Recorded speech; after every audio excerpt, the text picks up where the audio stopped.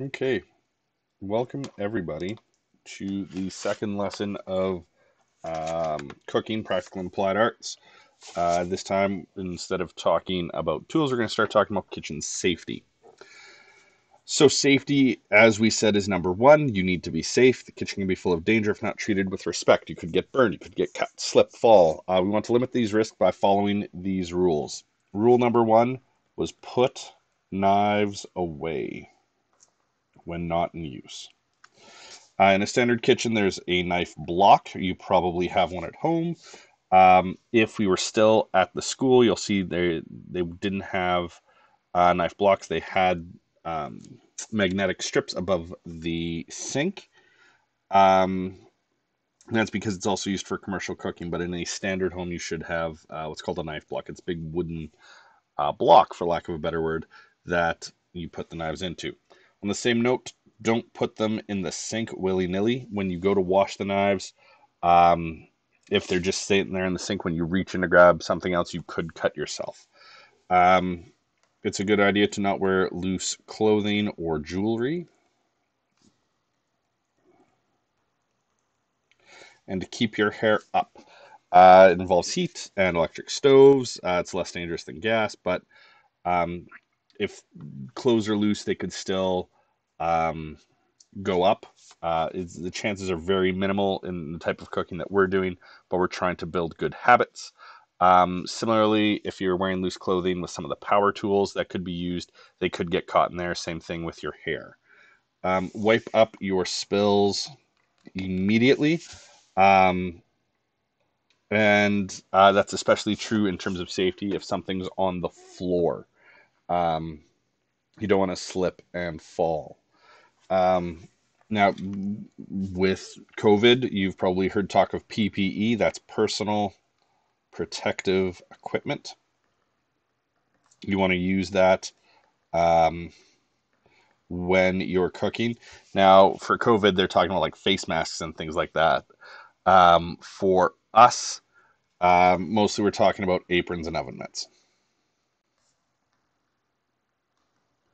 Um, Obviously, when you're dealing with something hot, like when you're taking something out of the oven, you want to use an oven mitt. If you don't have oven mitts at home, you can just use like a sufficiently thick tea towel. But be warned, if you use a wet tea towel, that will um, not work well. A wet tea towel conducts the heat really well, and it's not going to insulate and protect your hand. So you could use at home a dry tea towel instead of an oven mitt.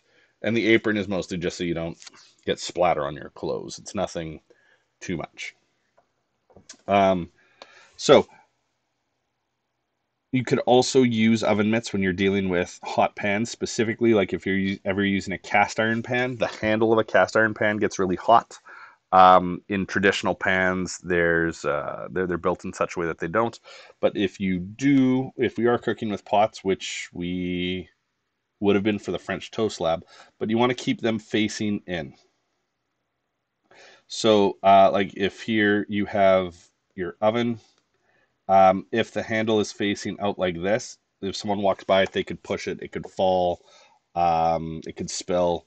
And if it's full of something like if you're cooking, like if you're boiling water for mac and cheese or something like that, that spill not only is wet and bad and could make you slip, but it's also super hot and will burn you. And if you are cooking with young ones at home, they could reach up and bring it down. So you always want them facing in, like towards the center of the stove.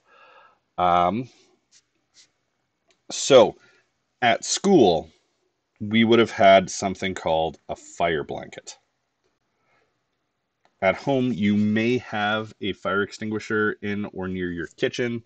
You may not. It's at school, we definitely would have had one. But again, it's a fire blanket. And so we'll just talk quickly about that. So fire, I don't know if you've taken it in science yet.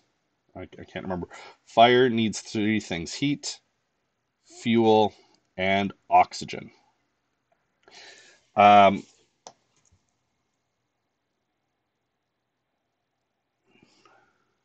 So those are the three things that a fire needs. Now, normally when we think of firefighters, we think of water.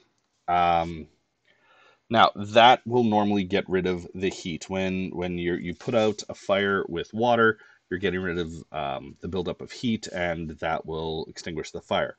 But in a kitchen, we absolutely shouldn't use water, and the reason for that is it can cause, like if it's a grease fire, um, the water won't extinguish it because the grease will float on the water, and it will actually like cause the water to boil into steam, and it's really bad. And to show you that, like here's this YouTube link, but I have it right here. So this is a firefighter. You can see this huge area. He has a grease fire going. At the end of this long stick, he's poured some water in a cup, and I can't hear it right now, but it should be recording. He counts down, puts it in, and boom, it is a giant fireball. And that's because the water, when it hits that hot pan, it goes beneath the grease because oil floats on water, and then of course it evaporates because it's so hot, and that causes that those steam causes the grease to explode, like it's like little bubbling bursts of oil. So fires in the kitchen don't use water. At restaurants and stuff, they'll use fire extinguishers, which use chemicals. Depending on the fire extinguisher, it could just be carbon dioxide to deprive it of oxygen. Um, but at school, we had a fire blanket. Um, and the fire blanket was just a big, heavy fire retardant blanket. And when you put it on, it would deprive it of oxygen. The air couldn't get through. So but if you do have a grease fire at home, if you put a lid on the pan and just shut off the heat source and just walk away, just putting a lid on it and just letting it sit for a bit should smother out the fire, should deprive it of oxygen. That being said, we're not really doing anything that with any big fire dangers, but just wanted to let you know. So when it comes to electric tools, you do not submerge them to clean them. You don't dip them in the water. Unplug them and then wipe them down with a cloth. As a good safety measure, like just speaking of electric tools in general, only keep them plugged in when they're in use. When you're not using a power tool, just keep it unplugged. That way it can't accidentally turn on and things like that. Now, at school, there were posters at the front and back talking about the stand mixers and the blenders, which have their own safety precautions. But if you have those at home, I'm sure your parents or your guardians or whoever will be willing to help you out with that. All right, now on to food safety, because when we are cooking, there's the possibility to get foodborne illness. Now, if you'll excuse me 1 second. Okay, sorry about that. Each year, an estimated 4.2 million people, and these are Canadian stats, are ill from foodborne illness. But like that's an estimate because a lot of people who get some type of foodborne illness don't go to the doctor; they just stay home. Now, foodborne illness is also commonly called food poisoning, and it's caused by consuming food or beverages contaminated with any number of things, with bacteria, the pathogens or disease causing. Let's see if I can write this in here. Disease causing microbes that some bacteria produce, parasites. Whoops. So tapeworms could be a parasite. Viruses or molds. So any of these things can cause food poisoning. We use the word pathogen to group them all together. Now, anyone can become ill with foodborne illness. Some people at a higher risk. They are generally the elderly.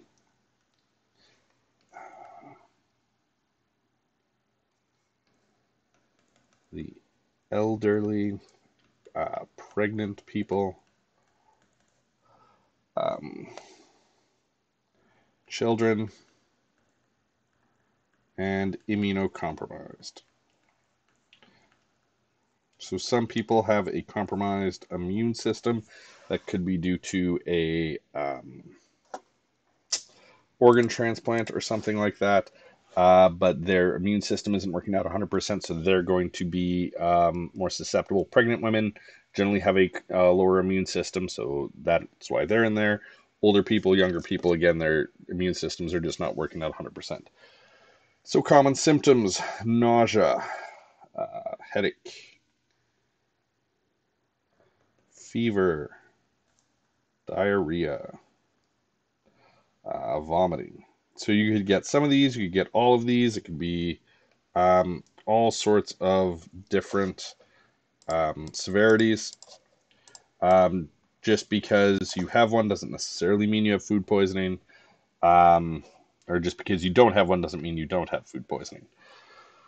So symptoms can last for several hours, days, or sometimes even months. They can be mild, they can be severe, and in extreme cases, it can cause death. Now, generally, teenagers aren't at risk of that because generally they're in good health.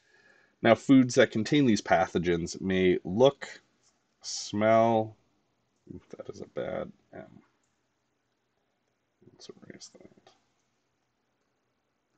And even taste normal. You can't always tell whether or not something will give you food poisoning. And it's not necessarily caused by the last thing you ate. Like if you get food poisoning and you are vomiting and you have diarrhea, it's not necessarily like, oh, what did I eat at my last meal? E. coli can take 2 to 10 days to be symptomatic. Salmonella can take 6 to 72 hours. So that can be a long time. But also, you can get food poisoning from coming in contact with someone who has foodborne illness.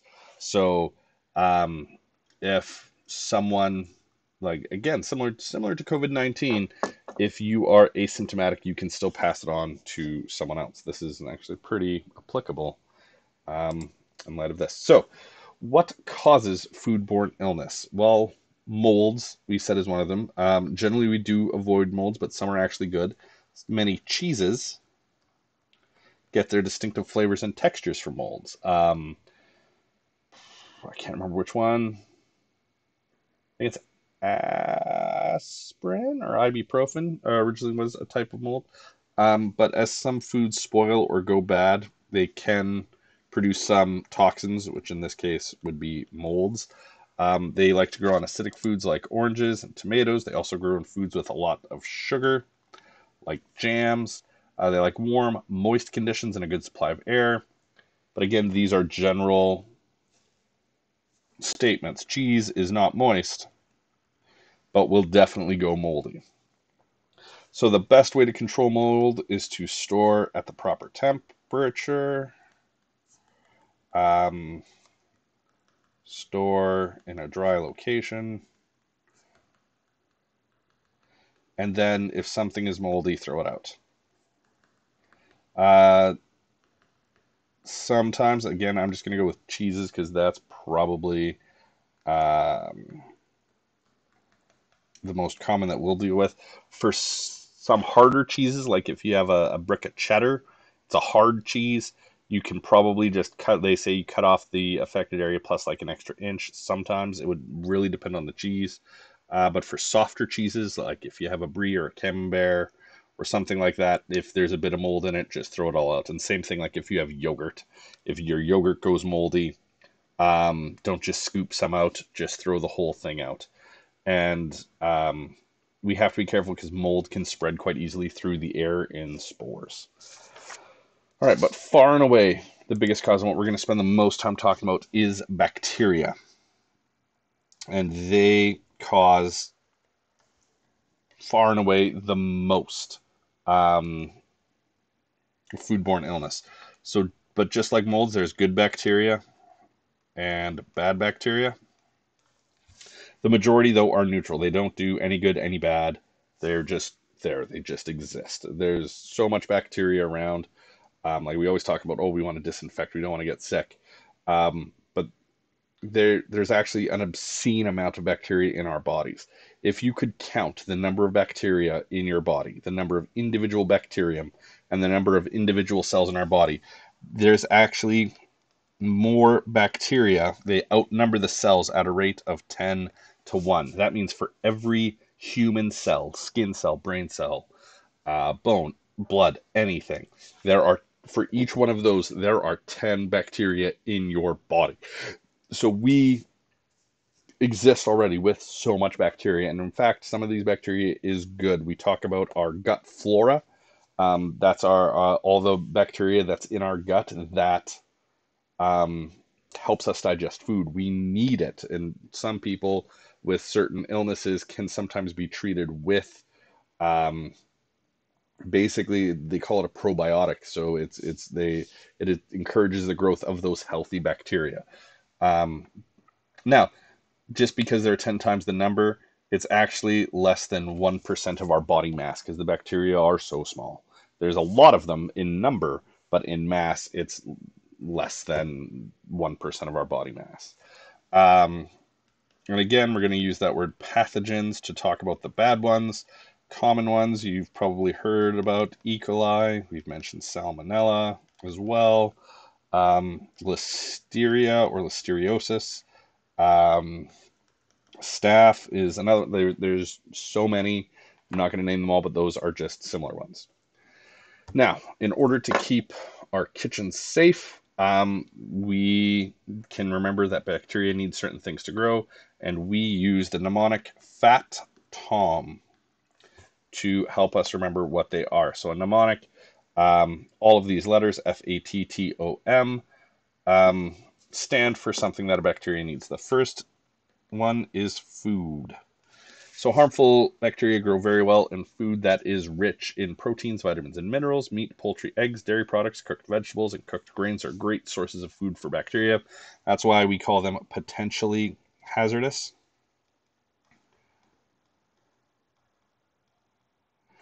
So these are the foods that could go bad. And those are the most common ones, but we can also get bacteria on salad greens, spinach, lettuce. Don't know if you remember, but there was, I want to say 3 or 4 years ago, a lot of romaine lettuce, a lot of spinach had to be recalled from grocery stores because there was, I'm going to say E. coli on it, but also sometimes on fruit as well. The A in Fat Tom is acidity. So everything is on a spectrum from acidic to alkaline. The middle is neutral, but few things are actually perfectly in there. Distilled water, yes, is neutral, but most water has dissolved minerals in it, so it's going to be somewhere on that acidic to alkaline spectrum. Spectrum means it's not just black and white, that there's shades of gray in between. Color is a good idea or a good example of a spectrum. You can slowly move from one end of the spectrum to the other, and it's tough to say when does it exactly go from black to white. Like when is that gray more black than it is white? It's tough to tell when exactly that time is because there's millions and billions of little steps in between. So that being said, that needs the right amount of acidity. If something is high acidity, it won't grow anymore. It won't die, but it won't grow anymore. They prefer slightly acidic. Um, so the first T in Fat Tom is temperature. Um, it needs the right temperature. Anything colder than 4 degrees Celsius, which is about the temperature of your fridge, or it should be the temperature of your fridge, and it will slow and potentially stop the growth of bacteria, but it's not going to kill it. And if it's warmer than 60 degrees Celsius, it's also going to stop the growth. Now, you can get it warm enough to kill the bacteria that's grown, depending on the bacteria. Generally, I know they say for ground beef, as an example, I think it's 77 degrees Celsius is what they want you to um, heat it to kill the potential bacteria that's inside it. The other T is time. So bacteria are four-dimensional beings. So like it doesn't happen instantly. They need time to grow, just like everything needs time to grow. Like it's not that um, a food is exposed to a hazard. It's not that it has to be thrown out immediately. Like if like with the temperature, oh, it's between the 4 and 60 danger zone. Oh, well, it's been exposed to this, so automatically it's bad. Well, no, how long has it been exposed in uh, the danger zone? So we talk about the 2-2-4 rule. So the first two means that food should be in the danger zone for no more than 2 hours, stored no more than 2 inches thick, and leftovers in the fridge no more than 4 days. So the reason for the 2 inches thick is because when you store food, let's say you cook some chili and there's too much of it, so you want to put it in the fridge. Well, in that chili, there's the tomatoes, there's the beef, there's that potential for foodborne illness. Well, if you store it soup like just in the pot, by the time that center cools down, like it's going to take hours and hours for that center of that pot of chili to cool down. Whereas if you put it in a series of smaller containers, there'll be more circulation. It's less thick, so it will cool down faster. Um, so oxygen is the O in fat, Tom. Most living things do need oxygen to breathe. Some is can live without oxygen, and the same is true for bacteria. Storing foods with as little as possible can slow bacteria growth, but again, some things like botulism, I don't know if you've heard of that before, it is anaerobic, which means they don't breathe oxygen.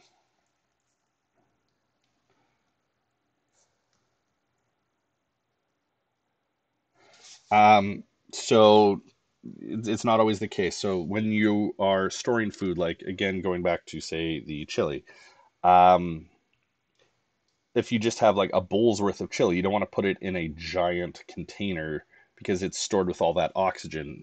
Some people have vacuum sealers, which is when you put it in a bag and then a vacuum pumps out all the air, and that can really help the life of like, well, by the life I mean taking out all the air will obviously take out the oxygen, which lowers the chances of foodborne illness growing. It also can help if you're freezing it, that it doesn't get freezer burnt. I have a um, vacuum sealer and I love it so much. But anyways, so the M is moisture. So bacteria need water to survive. So the more moist the food, the more susceptible it is to foodborne illness. Think about jerky. I've talked a lot about how beef is um, foodborne illness, but like it's one of those potentially hazardous foods. But we have beef jerky, which is just dried out meat that sits out like it's not refrigerated. It's not in the freezer section of a grocery store. It's just out there with the chips. But because there's no moisture, there's no real ability for it to get that foodborne illness. Um, so how do we prevent all this? Um, Sick people cause a lot of foodborne illness. Um,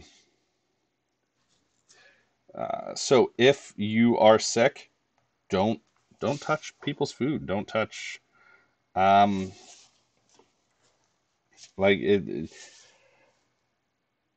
if you're sick and you're sneezing all over everything or you're coughing all over things, you're getting those pathogens on other people's foods. Um, and again, just like COVID, good practices to wash your hands and cough or sneeze into your elbow instead of your hands keeps everyone clean. Um, we talked before about the danger zone, which is that temperatures between 4 degrees and 60 degrees Celsius. That's the danger zone. Um, so I don't know if anyone's seen the movie Top Gun, but it has that song Danger Zone by Kenny Loggins, and it's not that what we're talking about. It's that range of temperatures between 4 and 60. So we want to keep hot foods hot and cold foods cold, um, and keep them out of the danger zone for longer than 2 hours. Improperly stored foods.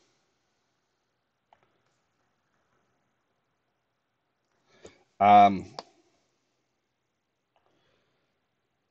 so again, just going back to the 224 rule, we want to cool things down as quickly as possible. Um,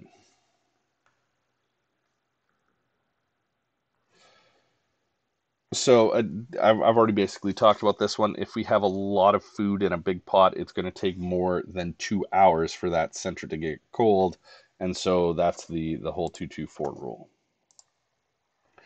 And then improperly cooked foods. So food should be cooked thoroughly, generally, but not always. They talk about an internal temperature of 77 degrees, which is 165 Fahrenheit. Oh, I already had the C on there. Um, it's not a hard and fast rule. For example, I love a good rare steak, and that's cooked only to an internal temperature of 125 Fahrenheit. But it's still generally considered food safe because, for the most part, the harmful bacteria on beef is on the outside. So when you get a good sear going, that should be adequate. But hamburger, um, on the other hand, which is ground beef, so it's not just one solid piece that's been ground up. Um, it should always be served cooked through, and that's because um, all like even though we can have the inside of a hamburger because it's been ground, it's all has that exterior, and there's that. The last thing we'll talk about is cross contamination. So that's when dirty equipment or utensils are used to handle or prepare food. The classic example when you use a cutting board to cut raw chicken, and then use the same cutting board to slice some veggies. Um, so that cutting board just got dirty from the raw chicken and could have bacteria on it. Now you're going to cook the chicken to kill those bacteria, but then if you slice some cucumbers and then eat the cucumbers because you haven't cooked the cucumbers, there's still potentially that harmful bacteria. Um, so you should always be washing your hands between when you handle raw food and when you prepare ready to eat food. Um, so when we talk about fruit and veg, what makes them different is for the most part, you don't cook them, as I said. Now, in some cases, you are going to stew some tomatoes, applesauce, whatever the case may be. But always, always, always wash them thoroughly, and the warmer, the better. Just like we've been hearing with COVID-19, um, warm water can break down those fats and all that stuff. Um, so this is that the second lesson. So just how we had a crossword for kitchen tools, there's one for kitchen safety that is on Scalantis. Please fill it out and send it in for marks. Until next time, live long and prosper.